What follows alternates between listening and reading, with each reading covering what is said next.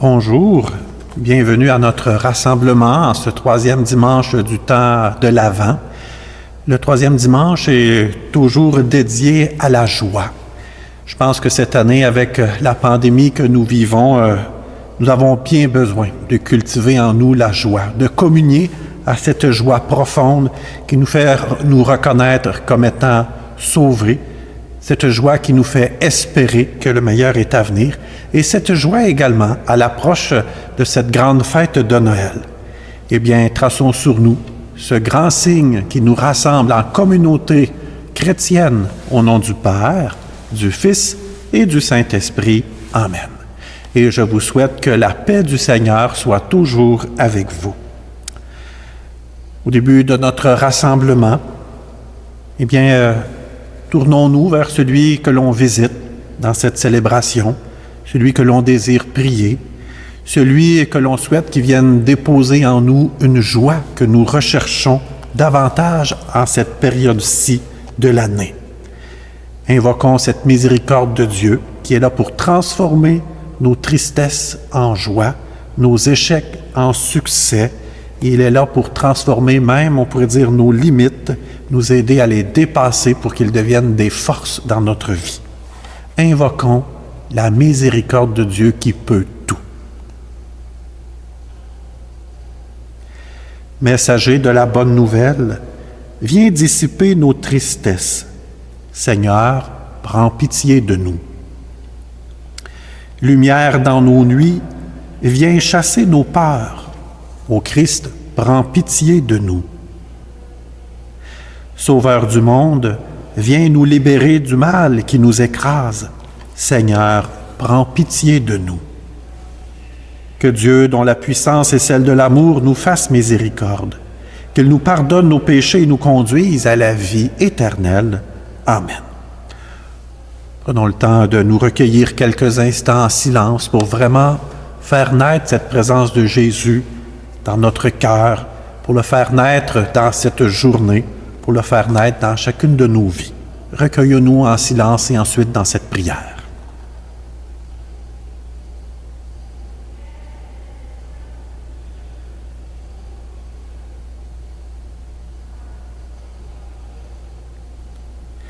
Tu le vois, Seigneur, ton peuple se prépare à célébrer la naissance de ton Fils. Dirige notre joie vers la joie d'un si grand mystère, pour que nous fêtions notre salut avec un cœur vraiment nouveau. Nous te le demandons par Jésus le Christ notre Seigneur. Amen. Les lectures aujourd'hui sont toutes orientées sur le thème de la joie. Soyons attentifs à quelle joie il est question et surtout quelle joie Dieu désire vraiment nous donner.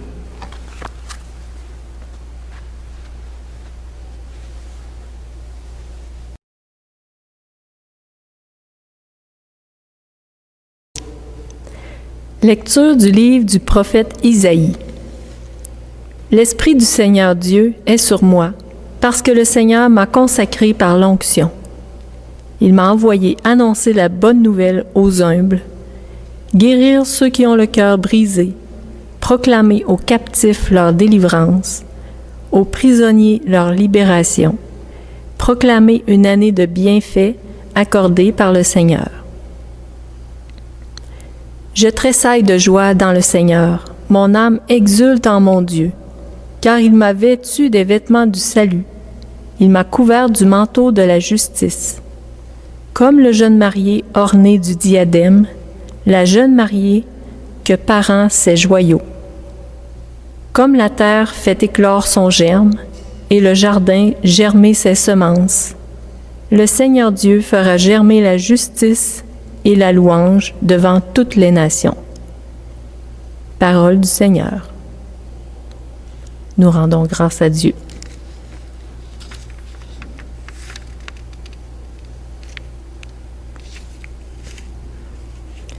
Mon âme exulte en mon Dieu.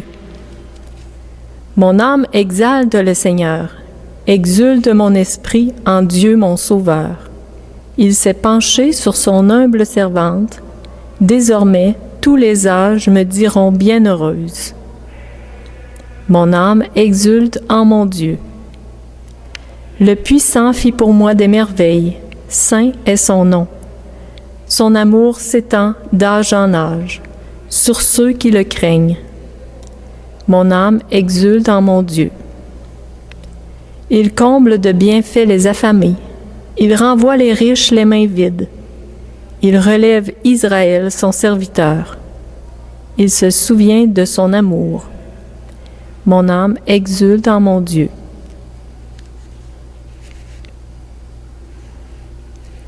Lecture de la première lettre de saint Paul apôtre aux Thessaloniciens.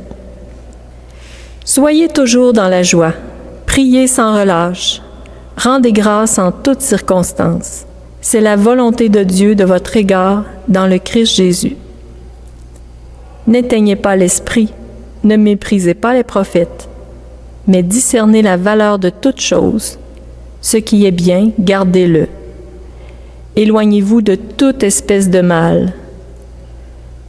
Que le Dieu de la paix lui-même vous sanctifie tout entier.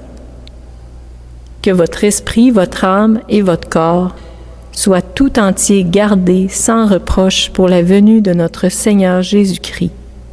Il est fidèle, celui qui vous appelle. Tout cela, il le fera. Parole du Seigneur. Nous rendons grâce à Dieu.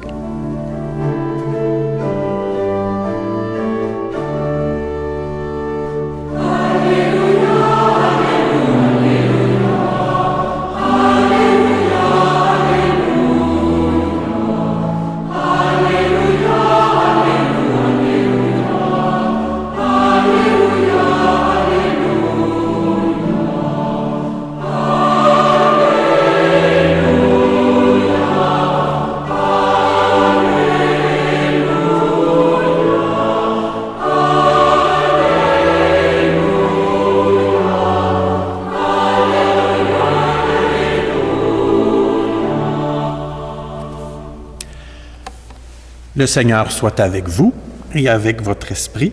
Bonne nouvelle de Jésus-Christ selon saint Jean. Gloire à toi, Seigneur.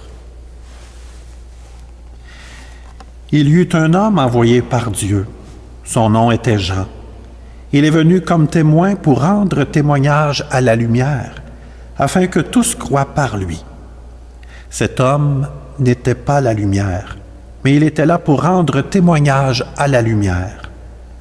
Voici le témoignage de Jean, quand les Juifs le lui envoyèrent de Jérusalem des prêtres et des Lévites pour lui demander « Qui es-tu » Il ne refusa pas de répondre. Il déclara ouvertement « Je ne suis pas le Christ ». Ils lui demandèrent « Alors qu'en est-il? Es-tu le prophète Élie » Il répondit « Je ne le suis pas ». « Es-tu le prophète annoncé » Il répondit « Non. » Alors ils lui dirent « Qui es-tu? Il faut que nous donnions une réponse à ceux qui nous ont envoyés. Que dis-tu de toi-même? » Il répondit « Je suis la voix de celui qui crie dans le désert. Redressez le chemin du Seigneur, comme a dit le prophète Isaïe. » Or, il avait été envoyé de la part des pharisiens. Ils lui posèrent encore cette question. « Pourquoi donc baptises-tu si tu n'es ni le Christ, ni Élie, ni le prophète? » Jean leur répondit, « Moi, je baptise dans l'eau, mais au milieu de vous se tient celui que vous ne connaissez pas. C'est lui qui vient derrière moi, et je ne suis pas digne de délier la courroie de sa sandale. » Cela s'est passé à Béthanie, de l'autre côté du Jourdain, à l'endroit où Jean baptisait. Acclamons la parole de Dieu. Louange à toi, Seigneur Jésus. Vous l'avez remarqué, les textes de la parole de Dieu aujourd'hui insistent beaucoup sur la joie. Les textes de la parole de Dieu sont vraiment magnifiques. Isaïe, qui nous dit « Je tressaille de joie dans le Seigneur, mon âme exulte en mon Dieu. » On sent comme une excitation, comme quasiment un enfant qui est tellement heureux qu'il explose de joie devant quelque chose de magnifique, de super qui arrive dans sa vie. Le psaume qui dit quelque chose de semblable, « J'exulte de joie en Dieu mon Sauveur. » Et la magnifique lettre de Paul aux Thessaloniciens, il leur écrit « Soyez toujours dans la joie, rendez grâce à Dieu en toutes circonstances, c'est ce que Dieu attend de vous. » Wow, c'est magnifique, n'est-ce pas? Que c'est beau d'entendre ces textes de la parole de Dieu nous interpeller sur la joie, nous parler de quelque chose de beau. Mais est-ce que c'est possible de toujours être dans la joie? Toujours, même quand je trouve ça tough, quand je traverse une épreuve, que je vis une souffrance ou que je suis confronté à une déception, à un échec. Est-ce que c'est possible de toujours être dans la joie? C'est une bonne question. Je pense ici que la joie dont il est question dans la parole de Dieu, c'est davantage une joie intérieure, profonde. Et on est loin ici du feu de paille qui s'éteint quelques minutes après. Hein? C'est vraiment quelque chose qui est inscrit profondément en nous, de savoir espérer que le meilleur est à venir, malgré les échecs, malgré les difficultés. Ça fait plusieurs mois qu'on vit cette fameuse pandémie. Et je ne suis pas sûr que beaucoup de monde se réjouisse actuellement, surtout devant cette période de Noël où on a appris qu'on ne pourrait pas voir nos familles, qu'on ne pourrait pas visiter notre monde ou recevoir nos amis à la maison. Cette période de l'année où on parle justement des festivités du temps des fêtes, eh bien, nous allons le vivre pas mal plus sobrement, plus chacun chez nous, on pourrait dire, d'une façon toute simple, presque on pourrait dire isolés les uns des autres. Comment être heureux dans cette circonstance-là? Comment être heureux quand on sait que des personnes ont été affectées par la maladie, qu'ils en sont même décédés, quand que toute notre vie sociale est bouleversée? Pas facile. Puis je pense que c'est pas la joie qui nous vient d'abord sur les lèvres ou comme première émotion. Mais au cœur de tous ces bouleversements, et lorsqu'on entend ces paroles de Paul qui nous interpellent sur être dans la joie et surtout à rendre grâce en toutes circonstances, c'est d'être capable avec les yeux de la foi, eh bien de voir, j'oserais dire, les clins d'œil du Seigneur, ce qui se passe de beau et de bon dans cette période-ci. Les élans de générosité, peut-être qu'on n'aurait pas pu voir autrement.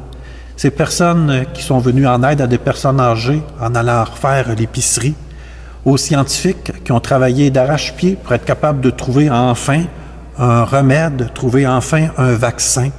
Tous ces efforts de générosité, de don de soi qu'on a vus également à travers les guignolés qui ont été organisés autrement cette année.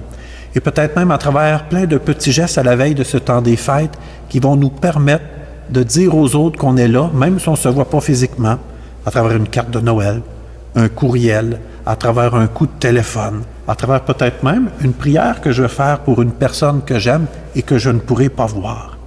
Et rendre grâce encore plus profondément dans la foi parce que l'on sait que Dieu ne nous abandonne pas. Jésus le dit, « Je serai avec vous tous les jours jusqu'à la fin du monde. » Oui, ce n'est pas facile. Oui, ce n'est pas évident. Jésus nous a jamais promis que ça serait facile, mais il nous a promis qu'il serait avec nous toujours. C'est donc découvrir que cette joie, c'est un peu cette espérance qui nous fait voir la lumière au bout du tunnel, qui nous fait savoir après quoi je cours dans la vie. Cette joie qui me fait savoir quel est le sens de mon existence. Qu'est-ce qui me rend vraiment heureux? Est-ce que ce sont des choses extérieures ou c'est quelque chose qui est beaucoup plus intérieur, qui est de l'ordre d'une relation avec Dieu que j'apprends à aimer et que j'apprends à découvrir son amour pour moi? Oui, ce n'est pas nier nos émotions. Nos émotions sont importantes, elles sont bonnes, elles simplement expriment notre côté humain. Mais comme chrétienne, comme chrétien, de découvrir que nous sommes appelés à la joie, que Dieu désire nous donner un bonheur qui continue même de l'autre côté de la vie, sans tout savoir et tout connaître. Oui, aujourd'hui, en cette fin de semaine, j'ose nous interpeller sur la joie que nous avons à cultiver. C'est quelque chose qui est appelé à grandir en nous et ça peut se faire simplement à travers d'abord ce geste de dire merci à Dieu, d'ouvrir les yeux sur ce qui se passe peut-être de positif autour de nous et d'être capable d'espérer. Oui, avec Jésus aujourd'hui, avec Paul qui nous interpelle à rendre grâce, avec Isaïe qui exulte de joie, bien, laissons monter notre joie de se savoir aimer, sauver et de se savoir également que Dieu marche à nos côtés aujourd'hui, en plein cœur, on pourrait dire, de cette période de l'Avent. Oui, continuons d'espérer la présence du Seigneur. Amen. Proclamons notre foi.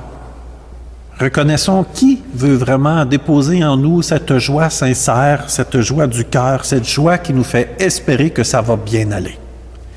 Je crois en Dieu, le Père Tout-Puissant, Créateur du ciel et de la terre, et en Jésus-Christ, son Fils unique, notre Seigneur, qui a été conçu du Saint-Esprit, est né de la Vierge Marie, a souffert sous Ponce Pilate, a été crucifié, est mort et a été enseveli, est descendu aux enfers, le troisième jour est ressuscité des morts, est monté aux cieux, est assis à la droite de Dieu, le Père Tout-Puissant, d'où il viendra juger les vivants et les morts.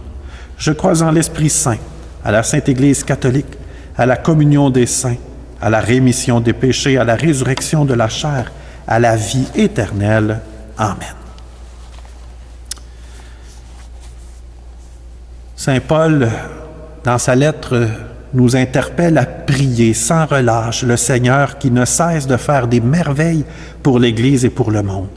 Avec confiance, présentons-lui nos demandes. Et après chacune des intentions, nous répondrons « Exauce nos prières, Seigneur, viens nous sauver. »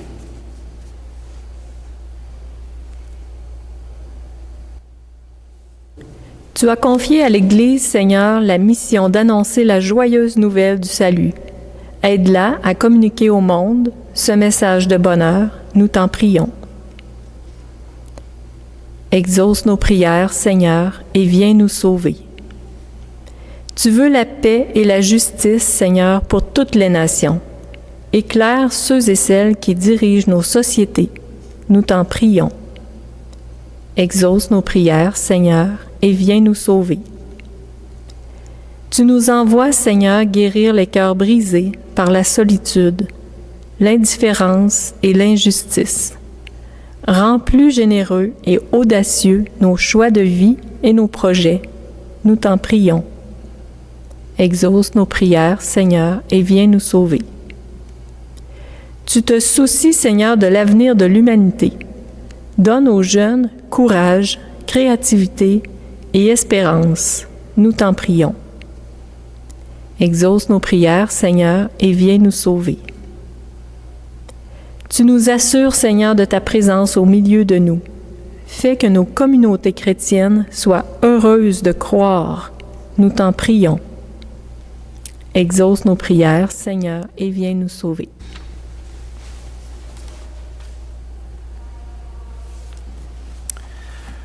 Prenons ces quelques instants personnels pour confier nos propres intentions de prière, confier quelle personne autour de toi a besoin que tu pries pour elle, quelle situation dans le monde ou autour de toi tu as besoin de confier à Dieu. Sans aucune crainte, confie justement ton intention de prière au Seigneur qui t'écoute.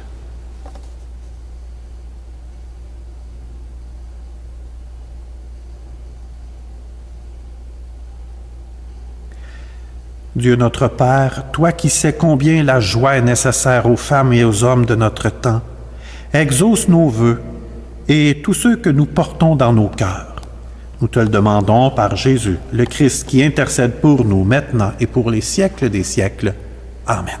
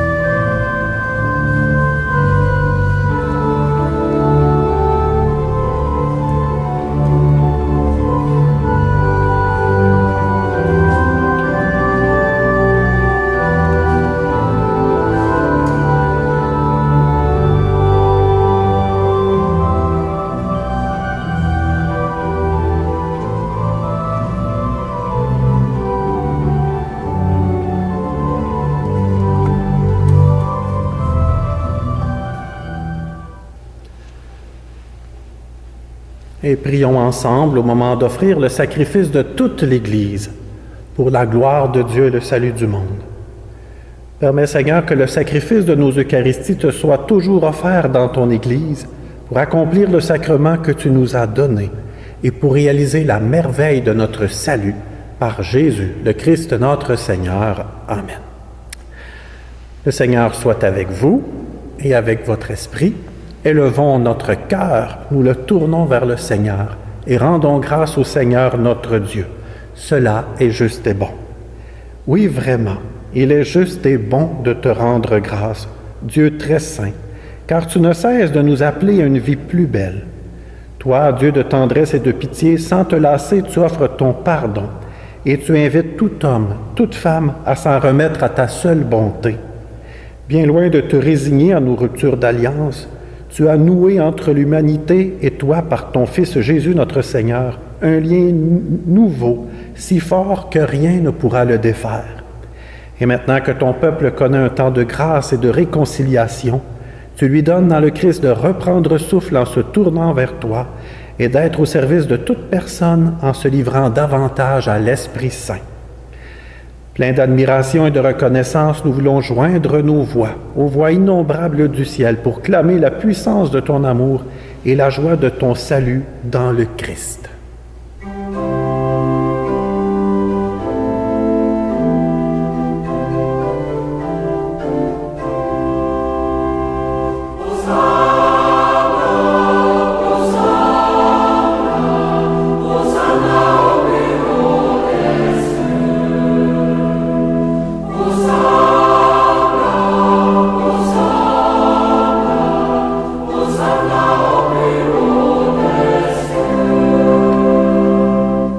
Toi qui fais depuis les origines ce qui est bon pour nous, afin de nous rendre saints comme toi-même es saint. Regarde ton peuple ici rassemblé et mets à l'œuvre la puissance de ton esprit. Que ces offrandes deviennent pour nous le corps et le sang de ton Fils bien-aimé, Jésus le Christ, en qui nous sommes tes enfants. Nous qui étions perdus, incapables de nous rapprocher de toi, tu nous as aimés du plus grand amour. Ton Fils, le seul juste, s'est livré entre nos mains et fut cloué sur une croix. Mais avant que ses bras étendus dessinent entre ciel et terre le signe indélébile de ton alliance, il voulut célébrer la Pâque au milieu de ses disciples. Comme il était à table, il prit le pain, il prononça la bénédiction, il le rompit et il leur donna en disant « Prenez, mangez-en tous, ceci est mon corps livré pour vous. »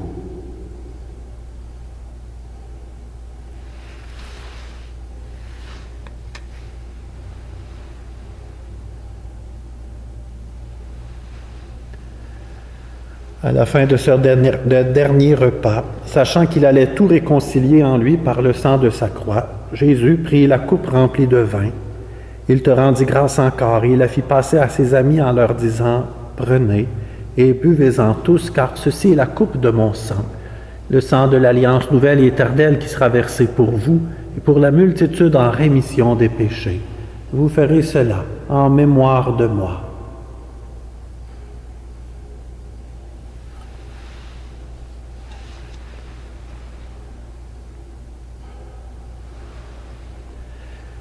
Il est grand le mystère de la foi. Nous proclamons ta mort, Seigneur Jésus. Nous célébrons ta résurrection. Nous attendons ta venue dans la gloire. En faisant mémoire du Christ, notre Pâque et notre paix définitive, en célébrant sa mort et sa résurrection, en appelant le jour béni de sa venue et de notre joie, nous te présentons, Dieu fidèle et sûr, l'offrande qui remet l'humanité dans ta grâce. Regarde avec amour, Père très bon, ceux et celles que tu attires vers toi, leur donnant de communier à l'unique sacrifice du Christ, qu'ils deviennent ensemble, par la force de l'Esprit, le corps de ton Fils ressuscité en qui sont abolies toutes les divisions. Tiens-nous les uns et les autres en communion d'esprit et de cœur avec le pape François, notre évêque André. Aide-nous tous à préparer la venue de ton règne, jusqu'à l'heure où nous serons devant toi, saints parmi les saints du ciel, aux côtés de la Vierge Marie et des apôtres, avec nos frères et sœurs qui sont décédés et à qui nous confions à ta miséricorde. Alors, au cœur de la création nouvelle, enfin libérée de la corruption, nous pourrons redire vraiment l'action de grâce du Christ à jamais vivant. Par lui, avec lui et en lui, à toi Dieu le Père Tout-Puissant, dans l'unité du Saint-Esprit, tout honneur et toute gloire pour les siècles des siècles. Amen.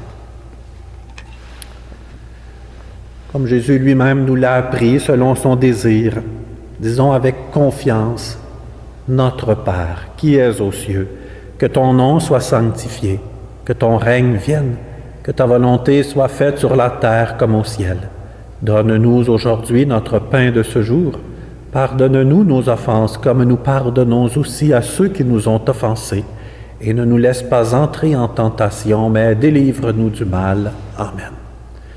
Oui, Seigneur Père, nous venons tout juste de dire « Délivre-nous de tout mal ». Délivre toutes ces personnes dans le monde qui sont aux prises avec la guerre, la famine, la violence. Toutes ces familles qui sont à la recherche de nouvelles terres d'accueil.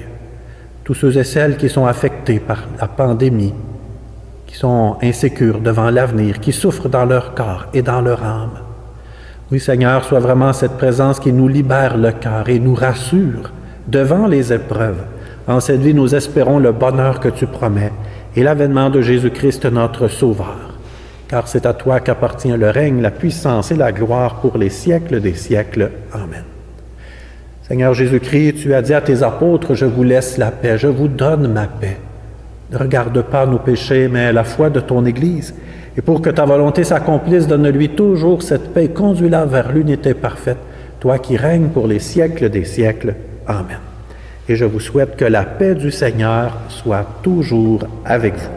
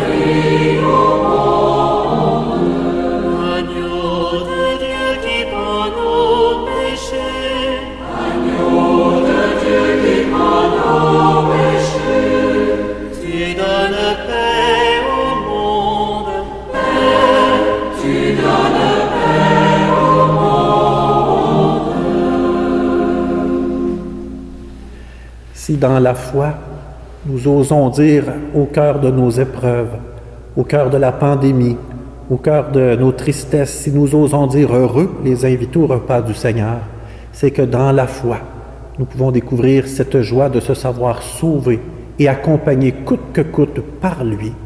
Le voici l'agneau de Dieu, celui qui enlève le péché du monde. Seigneur, je ne suis pas digne de te recevoir, mais dis seulement une parole et je serai guéri.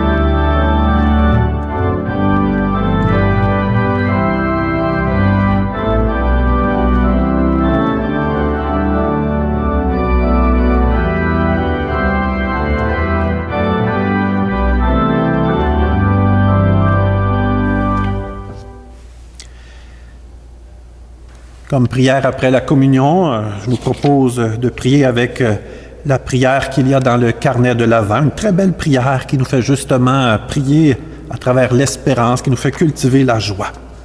Recueillons-nous. Seigneur, nous avons tant espéré cette année. Les malades espéraient la santé, les dirigeants un vaccin et la reprise économique, et tout le monde la fin du confinement. Au cœur des adversités de la vie, Seigneur, c'est ta présence que j'espère, car je sais notre alliance indéfectible. Tu demeures proche de nous, de la crèche à la croix. Ton amour s'étend d'âge en âge. Je t'en prie, Seigneur, fais de mon cœur une crèche pour que tu naisses encore dans ma vie. Comme un enfant, je t'espère, Seigneur, et toi, comme un père, tu m'attends toujours. Que ton esprit me porte jusque dans tes bras. En toi, j'ai pleinement confiance, car toi seul as les paroles de la vie éternelle. Qu'elle me guide et m'éclaire pour que ma vie devienne pèlerinage vers toi. Oui, comble-moi de ta présence, Seigneur. Amen. Juste avant la bénédiction, quelques petites informations. Alors, je sais que plusieurs personnes se questionnent sur qu'est-ce qui va se passer pour Noël, quel va être l'horaire des messes de Noël. Alors, j'attire votre attention. Alors, dans le journal La Nouvelle cette semaine, ou si vous allez le consulter sur Internet, il va y avoir l'horaire des messes qui va paraître. Alors, je crois que le journal va paraître mercredi, le 15 ou le 16. Alors, soyez attentifs puisque tout l'horaire et la façon de procéder pour pouvoir venir célébrer va y être indiqué. Je vous invite à visiter notre site web également à partir de mercredi pour connaître la manière de pouvoir participer à nos célébrations de Noël. Alors évidemment, comme on ne pourra pas accueillir autant de monde que les autres années, nous avons décidé d'augmenter le nombre de célébrations. Bien sûr, on va être obligé d'appliquer les mesures sanitaires. Ça va être des célébrations qui vont être beaucoup plus sobres puisqu'on ne peut pas avoir de chorale ni de crèche vivante. Mais nous allons fêter Noël comme chrétienne, comme chrétien. Nous allons le souligner, cette grande fête dans la foi. Alors vraiment, soyez attentifs.